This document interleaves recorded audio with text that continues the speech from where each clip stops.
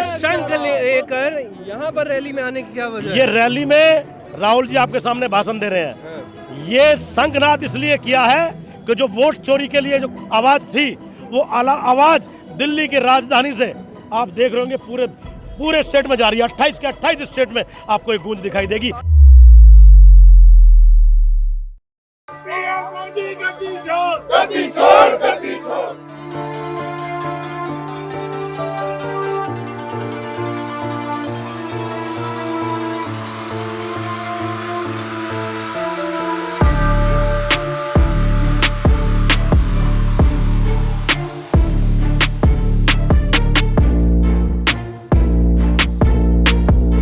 इन्होंने राम से महत्वपूर्ण कुर्सियों को जाना है। सबसे ज्यादा गुजरात में दारू बिकता है।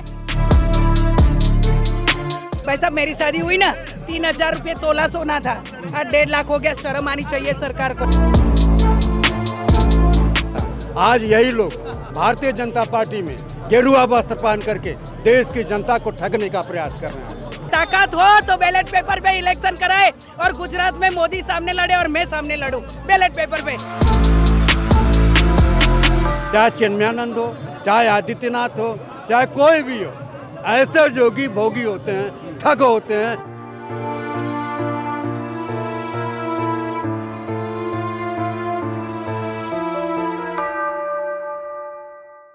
आप भी इसी रैली में आए हैं? मैं भी आया हूँ। अच्छा, क्या मुद्दा है, कहाँ से आए हैं? मैं तो यूपी का हूँ। यूपी में? हाँ। और यूपी में सब कुछ ठीक चल रहा है? वो यूपी में क्या ठीक चल रहा है वो आपको सबको मालूम है, क्या कंडीशन है। मेरे दर्शकों को तो बताइए कि क्या चल रहा है यूपी में। यूपी में जो SIR क्या होता है कि जितने भी BLO बनाए गए, BLO कौन सा है? कोई बहुत हाईली एजुकेटेड नहीं है, कोई 12th किया है, अच्छा वो कर रहे हैं जॉब, उनको कहा कि आप BLO है। एक सम सर्टेन टाइम के अंदर सबका एकदम से करना है। अब वो जल्दी में करेंगे, सब उल्टा सीधा ही होगा। एक परफेक्ट टाइम दो ना, 6 मंथ का टाइम दो, 6 मंथ के अंदर सब करो। लेकिन नहीं, अभी करना है विद इन ए मंथ। ये कोई वो नहीं है, लड्डू खाने वाली बात नहीं है। वो सोच समझ के काम किया जाता है। वोटिंग ट्रांसफ़र के ऊपर हमें वोटिंग आई कार्ड को जब ट्रांसफ़र कराते हैं तो वो दोनों जगह जब रहता है, दैट इज़ रॉन्ग। कि एक आदमी सपोज चेन्नई चला गया तो चेन्नई वाले में वोट देगा ना, वो ट्रांसफ़र कराया। यूपी या दिल्ली 3-4 जगह पे पड़ा है तो वो जब रहेंगे लास्ट मिनट पे बोगस वोटिंग होगी। हाँ जी, मैं ब्रिजनारायण शर्मा, गोरखपुर, उत्तर प्रदेश से आया। बाबा के क्षेत्र से? बाबा का क्षेत्र है, वो मेरा भी क्षेत्र है। अच्छा। वो बाबा जो हैं गढ़वाल के रहने वाले हैं। हाँ। बाबा जो हैं गढ़वाल के रहने वाले हैं। ओरिजिनल वो क्षेत्र मेरा है। आपका है वो? हाँ। अच्छा, बाबा बाहर वाले हैं? बाबा गढ़वाली हैं। अच्छा। वो महंत हैं वहाँ गोरखनाथ मंदिर के रखवाले हैं। हाँ। उसके लिए वो है। तो जब मंदिर का जो रखवाला है वो वोट चोरी कैसे कर सकता है? आप लोग कैसे सवाल उठा? अब आप बताइए, जो राम के मंदिर में जाता है क्या करने जाता है? प्रार्थना करने जाता है। अगर इनको राम प्रिय होते, इनको हनुमान प्रिय होते तो उत्तर प्रदेश के मुख्यमंत्री की कुर्सी पर क्यों जाते? इन्होंने राम से महत्वपूर्ण कुर्सियों को जाना है, इसीलिए महंत की गद्दी छोड़ करके उत्तर प्रदेश के मुख्यमंत्री हुए हैं। भोग विलास के लिए, सुख सुविधा के लिए। सन्यासी जो होता है वो पूजा पाठ करता है, इबादत करता है। और ये तो कुर्सी पाने के लिए लखनऊ चले आए, हेलीकॉप्टर से चल रहा है, हवाई जहाज से चल रहे हैं। रमता जोगी बहता पानी। जोगी का कोई निश्चित स्थान नहीं होता। ये तो मुख्यमंत्री हो गए, ये लखनऊ इनका निवास हो गया, तो जोगी कैसे? आप बताओ ना, आप मुझको समझाओ जोगी कैसे? ये तो भोगी हो गए। जो शासन की सुख सुविधा ले, जो हमको चाहिए, आपको चाहिए, अगर एक संत और महात्मा उन सब चीज़ों का उपभोग करता है तो सन्यासी नहीं हो सकता है। और गेरुआ वस्त्र पहनने से कोई जोगी और सन्यासी नहीं हो सकता। गेरुआ वस्त्र पहन करके रावण ने भी माँ सीता का हरण किया था। आज यही लोग भारतीय जनता पार्टी में गेरुआ वस्त्र पहन करके देश की जनता को ठगने का प्रयास कर रहे हैं। चाहे चिन्मयानंद हो, चाहे आदित्यनाथ हो, चाहे कोई भी हो, ऐसे जोगी भोगी होते हैं, ठग होते हैं, जनता के हक पर डाका डालते हैं। यही लोग मिलकर के देश की जनता का वोट की चोरी करके शासन कर रहे हैं। मैडम आप कहाँ से हैं? हाँ जी, कहाँ से हैं? मैं गुजरात अहमदाबाद से हूँ और मोदी जी नरेंद्र मोदी वोट चोरों के गांव से वडनगर बड़ा विसनगर से हूँ मैं अच्छा और गुजराती हूँ। गुजराती हैं। यस, तो नरेंद्र मोदी जी के क्षेत्र से हैं आप, हाँ जी। आरोप लग रहा है उनका वोट चोरी का। वो आपके मुख्यमंत्री रहे लंबे साल तक, मेरे भाई, तो आप लोगों ने ही जिताया। मेरे भाई, चोर को चोरी का चोर के बोलने में कोई पाप नहीं लगता है। गाड़ी की चोरी होती है, जवेरात की चोरी होती है और सब चोरियां होती है। और अब ये मोदी सरकार में मोदी खुद ही वोट चोरों की चोरी करता है, उसका हमें बहुत दुख है। महिलाओं की कोई सेफ्टी गुजरात में नहीं है। सबसे ज्यादा दारू बिकता है गुजरात में। वहाँ तो बंद है। सबसे ज्यादा, 1 मिनट, सबसे ज्यादा गुजरात में दारू बिकता है और वो लोग खुद बिकवाते हैं। और महिलाओं को 4 साल की बेटी से लेके 16 साल की बेटी के ऊपर बहुत बलात्कार हो रहे हैं। उसका कोई गुजरात का भारतीय जनता उसी मॉडल को तो लेकर आए थे और देश में वो प्रधानमंत्री बने, उसी मॉडल की बात की जाती है। वहाँ पर तो दारू बैन है, तो आप लोग कैसे कह रहे हैं वहाँ मिलता वो है? ड्राई स्टेट है, लेकिन वो कागज पे है। अच्छा। हर एक 10 घर में से 5 घर में दारू पीता है। सब लोग। सरदार पटेल के गुजरात में, गांधी गांधी बापू के में। गुजरात के अंदर जो दारू बिके ना, तो ये सरकार को डूब के मर जाना चाहिए। और हर एक महिला पे जुल्म जाता है। हर एक महिला इसका विरोध कर रही है। वहाँ पे अभी गुजरात में दारू पे बहुत विरोध हो रहा है, लेकिन इन लोगों ने कमाने का साधन बना दिया है। और मोदी जी ने क्या किया है, गुजरात में जो 5 स्टार होटल है और गिफ्ट सिटी बनाया है उन्होंने, वहाँ पे दारू की परमिशन दे दी। महिलाएं मंगलसूत्र नहीं पहनती भाई साहब, हस्बैंड होने के बावजूद। क्यों? हस्बैंड होने के बावजूद मंगलसूत्र नहीं पहन पाती, क्योंकि चोर गुंडे बहुत छोड़ के रखे उनकी सरकार के अंदर।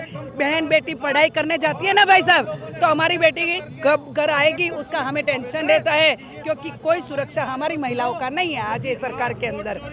आज प्रधानमंत्री ने खुद ने अपनी बीवी को नहीं संभाला, तो दूसरी महिलाओं को क्या खास ध्यान रखेगा। वो अभी गिफ्ट सिटी करके एक एरिया बनाया है उन्होंने, एक सिटी बनाया है। वहाँ सब 5 स्टार होटल, 5 स्टार बड़े बड़े उद्योगपतियों की ऑफिस है।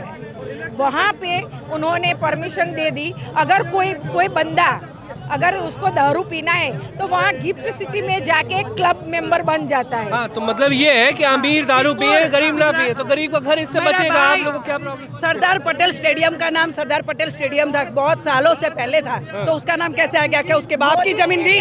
दूसरा, गुजरात के अंदर माँ सरस्वती की नदी है, उसकी माँ का नाम हीराबेन नदी रख दिया। क्या उसके बाप के घर से लाया था? बताइए मुझे, मैं गुजरात की हूँ, उसको सुनना हो तो सुन ले। इधर से मैं बोल रही हूँ, दिल्ली से। मुझे गुजरात अहमदाबाद गुजरात आना है। पटेल स्टेडियम सालों से सरदार वल्लभ भाई पटेल के समय से था, लेकिन मोदी जी ने नया कुछ नहीं बनाया। जो हमारा पुराना बना हुआ था उस पे मोदी स्टेडियम लगा दिया और उनका नाम चढ़ा दिया। तो ऐसे तो कुछ नहीं होने वाला। राशन दे रहा है, चावल मुफ्त में दे रहा है, चने दे रहा है, सड़े हुए, तो उसमें क्या महिलाएं बिक जाएगी? क्या भाजपा को वोट दे देगी? अब महिला की आंखें खुल गई है भाई साहब कि चोरों वोट चोर है ना, वो कल देश भी बेच देंगे, ऐसा हमें लग रहा है। तो अब हमें जागने की जरूर है मेरे भाई। आप कहाँ से हैं? सर मैं हरियाणा के। चाय वाले, यस, एक चाय वाला उसको बड़ा प्रधान बना दिया और एक तड़ी पार अमित शाह को आपने गृह मंत्री बना दिया। मीडिया वाले आप बहुत सपोर्ट कर रहे हो, उन लोगों को मत करिए। अभी गृह मंत्री का आप लोग तड़ी पार क्यों कह रहे हैं? तड़ी पार है, उसके बेटे को भी वो क्रिकेट का वो दे दिया, उसको बैट उठाना नहीं आता। मुझे यहाँ के लोग बताते हैं तो इस पर यकीन करना मुश्किल होता है, क्योंकि आप लोग खुद वहाँ से गुजरात से हैं। हाँ। आप लोग घर वालों को जानते हैं। हाँ। तो क्या जानते हैं हमें बताइए, ताकि हमारे दर्शकों को पता चले आपके माध्यम से, क्योंकि घर वाले ही अपने बेटे को जानता होगा। मेरे भाई, मोदी घर छोड़ के भाग गया, वो देश पूरा बेच के कब भाग जाएगा वो मेरे को आपको किसी को मालूम नहीं है। हम उसके ऊपर अब बिल्कुल भरोसा नहीं करते। हमने भाई 15 लाख भाई साहब, मैं 15 लाख का इंतजार कर रही हूँ, मुझे 1 रुपया भी नहीं मिला आज तक। महिलाओं को सब इंतजार कर रहे भाई साहब। बच्चे को कैसे पढ़ाना? भाई साहब मेरी शादी हुई ना, 3000 रुपये तोला सोना था, आज 1.5 लाख हो गया। शर्म आनी चाहिए सरकार को। गोल्ड का भाव 1.5 करोड़ हो गया है। गोल्ड का भाव, जो गोल्ड हम सपने में अब देखते हैं, पहले अगर बेटी की शादी होती थी तो 50 तोला गोल्ड देते थे, और कांग्रेस के समय में 2-2.5 में गोल्ड मिलता था, अभी 1.5 करोड़ हो गया है। तो महिलाओं को तो गोल्ड पहनने का शौक होता है, उसका घरेना होता है, वो भी उन्होंने छीन लिया। तो ये सब महिलाओं को लेके बहुत प्रश्न हो रहे हैं। गुजरात में महिला सेफ नहीं है। 5 साल की बेटी, अभी 4 दिन पहले 6 साल की बेटी पे बलात्कार हुआ। 6 साल की बेटी पे बलात्कार हुआ 4 दिन पहले। ताकत हो ना तो बैलेट पेपर पे इलेक्शन करके बताए, ताकत हो तो बैलेट पेपर पे इलेक्शन कराए। और गुजरात में मोदी सामने लड़े और मैं सामने लड़ूं बैलेट पेपर पे, अलका ब्रह्मभट्ट जीत जाएगी, वो हार जाएगा, इतना आपके साथ कह रही हूं मैं। कैसे आए हैं भाई साहब? हम लोग गाजियाबाद से आए हैं और गाजियाबाद का मैं पूर्व जिलाध्यक्ष हूँ और वर्तमान में अभी संभल का प्रभारी हूँ। यहाँ क्यों आना पड़ रहा है? यहाँ पर ऐसे प्रदूषण के माहौल में जनता को वो आवाज़ उठाने के लिए आए हैं जो पूरे देश में जो वोट की चोरी चल रही है। इस प्रदूषण में जिस तरह के दिल्ली की जनता रोज़ मर रही है, उस चीज़ों को देखते हुए हम तब भी कि ये दोनों चीज़ों की मांग यहाँ से होनी चाहिए कि रामलीला के मैदान के अंदर से लोगों को हम 2 महीने में सचेत करने आए हैं कि दिल्ली वाले जाग जाओ। ये लोग जो है ना, जो भारतीय जनता पार्टी के लोग हैं, ये व्यवसाय के ऊपर ध्यान दे रहे हैं। जो लोग सांस ले रहे हैं, जो ये जीवन है, पूरा जीवन जो अमूल्य है, उसको छोड़ करके उधर दूसरी तरफ लोगों का ध्यान भटका रहे हैं, उधर चोरी करने में लगे हैं, इधर प्रदूषण फैलाने में लगे हैं। आप जो है तिलक लगाए हुए हैं, टीका लगाए हुए हैं और फिर भी कांग्रेस का साथ दे रहे हैं। मुझे लग रहा है कि सारी स्क्रिप्ट बीजेपी में पत्रकारों को मिली हुई है शायद। अच्छा। क्योंकि सारे पत्रकारों का जवाब एक ये जरूर है कि कांग्रेस पार्टी हिंदू विरोधी पार्टी है। अब ये स्क्रिप्ट भारतीय जनता पार्टी ने आप लोगों को दिया है, मुझे लग रहा है पर्सनली, क्योंकि ज्यादातर सवाल जो है, पंडित नेहरू कौन थे, राजेंद्र प्रसाद शर्मा कौन थे, क्या देश के गद्दार थे? फिर भी आप लोगों पर क्यों ऐसे आरोप लग रहे हैं? आरोप नहीं लगते, ये उन मीडिया वाले लोग बोलते हैं जो बहुत मोटा पैसा भारतीय जनता पार्टी से खा रखा है। अच्छा। हिंदू विरोधी हमें बताते हैं। इतने मंदिर तो अकबर के समय में, औरंगजेब के समय में नहीं टूटे जितने मोदी जी के समय में टूट गए। और आप जिस दिल्ली की बात कर रहे हैं, दिल्ली में 1400 साल पुराना मंदिर अपनी पार्किंग के लिए ढा देते हैं, उसके बारे में आवाज़ नहीं उठती। वो हिंदू विरोधी नहीं है। कमाल की बात यह है कि जो पत्रकार बंधुओं को, जो आज की मीडिया को आवाज़ उठानी चाहिए, सबसे बड़ी अगर पार्टी को मैं कहूँगा कि हिंदू विरोधी पार्टी है तो भारतीय जनता पार्टी है। क्यों? राम मंदिर के मामले में आपने देखा होगा 2 करोड़ रुपए की जमीन 2 घंटे बाद 10 करोड़ की बिक जाती है। क्या राम भक्त कर सकते हैं ऐसा? राम भक्त थे गांधी जी कि जिनके सीने पर जिन्होंने 3 गोलियां खाई, वो डरे नहीं और उन्होंने कहा हे राम। उनके अंतिम सांसों में राम लिखा हुआ था। और ये चाय बेचने वालों के नाम पर लोगों की चाय आज जो 5 रुपए की मिलती थी, वो नॉर्मल जगह पे 20 और 25 की हो गई है। ये आलम इन चाय वालों ने कर दिया है। आम आदमी जो देश का सोना था, वो चाय पिलाने के चक्कर में 32,000 से 1,34,000 रुपये 11 साल में हो गया।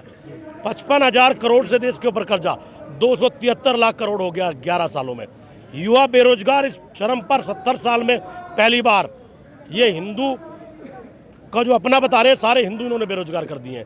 जिन बहनों के साथ बलात्कार हुए वे सारे हिंदू हैं। वो सब क्या ये हिंदू विरोधी सरकार कहोगे इसे या हिंदू की सरकार कहोगे? बताइए आप। अच्छा, वोट चोरी का जो मुद्दा आप कह रहे हैं, 27 में आपके यहाँ भी चुनाव है। आप उत्तर प्रदेश में जो माहौल हमने देखा कांग्रेस का, किस तरीके से तैयारी हो रही है? क्या ये सिर्फ रैली करने से लोग जुड़ जाएंगे, लोग इस मुहिम से जुड़ेंगे? मैं आपको इस बात के माध्यम से पुराने समय की एक याद दिला दूं। गांधी जी ने गांधी जी से पहले भी आज़ादी की लड़ाई लड़ी जा रही थी, लेकिन गांधी जी के समय ऐसा क्या हुआ कि पूरा देश इकट्ठा हो गया? उन्होंने भ्रमण किया।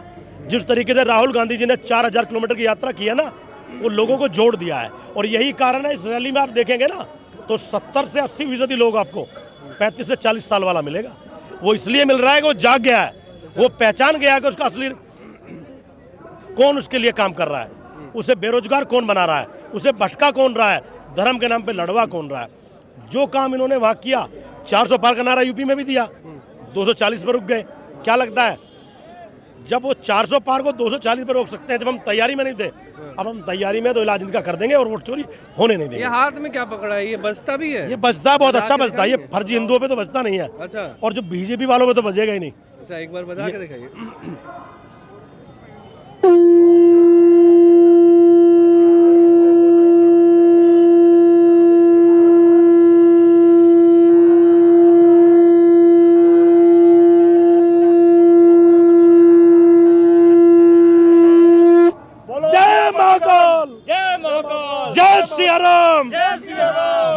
सियाराम। ये शंख लेकर यहाँ पर रैली में आने की क्या वजह ये है? रैली में राहुल जी आपके सामने भाषण दे रहे हैं। ये शंखनाद इसलिए किया है कि जो वोट चोरी के लिए जो आवाज थी, वो आवाज दिल्ली की राजधानी से आप देख रहे होंगे पूरे स्टेट में जा रही है। 28 के 28 स्टेट में आपको एक गूंज दिखाई देगी। ये बिगुल, ये युद्ध उस लड़ाई के लिए है जिस लड़ाई को शंखनाद हमने किया है कि वोट चोरी होने नहीं देंगे, और देश का युवा जाग गया है। क्या बात है। और क्या तैयारियां हैं कांग्रेस पार्टी की इसको लेकर? और कोई मुद्दे हैं? बेरोजगारी के मुद्दा है, लेकिन वंदे मातरम पर बात की जाती है। वंदे मातरम प्रदूषण का मुद्दा है, लेकिन वंदे मातरम पर बात की जाती है। ये तो भारतीय जनता पार्टी की डिबेट है। भाभी औंधे मुंह गिरे हैं वो। अगर आप बात करेंगे तो उल्टे अपने चक्कर में पड़ गए हैं। मोदी जी ने कहा कि 1896 में जो वंदे मातरम का जो गान था वो गाया गया किसी कार्यक्रम में, लेकिन वो किस कार्यक्रम में गाया गया? पहली बार वो कांग्रेस का अधिवेशन था। वो रविंद्रनाथ टैगोर जी ने वो कांग्रेस के अधिवेशन में गाया था। पहली बार 1885 में उन्होंने 2 स्टैंजा लिखे, फिर 87 में लिखे, फिर 1897 में उन्होंने 96 में उन्होंने किया। तो कांग्रेस की सरकार में तो हुआ, ये तो वहाँ भी मतलब उसमें फंस गए। और 1930 में उसका जो गलत इस्तेमाल हुआ, जिसके लिए रविंद्रनाथ टैगोर जी ने कहा था कि मेरा जातिगत ये कम्युनल, नेहरू जी ने भी कहा था उसमें कि कुछ चीज़ें कम्युनल हैं, लेकिन देश की जो आबादी बहुत बड़ी उससे बिलोंग करती है, तो उसे भी डिनाई नहीं किया जा सकता। ऐसे लोगों की आज ज़रूरत है कि जो देश के इसमें ओनर हैं। तो ये हमारे साथ गाजियाबाद से लोग थे जो बता रहे हैं कि इन्होंने शंखनाद कर दिया है इस वोट चोर गद्दी छोड़ के लिए, और यहीं से अब ये लोग निकलेंगे और गली गली मोहल्ले मोहल्ले जाएंगे और इस आंदोलन को और मजबूत करने का काम करेंगे।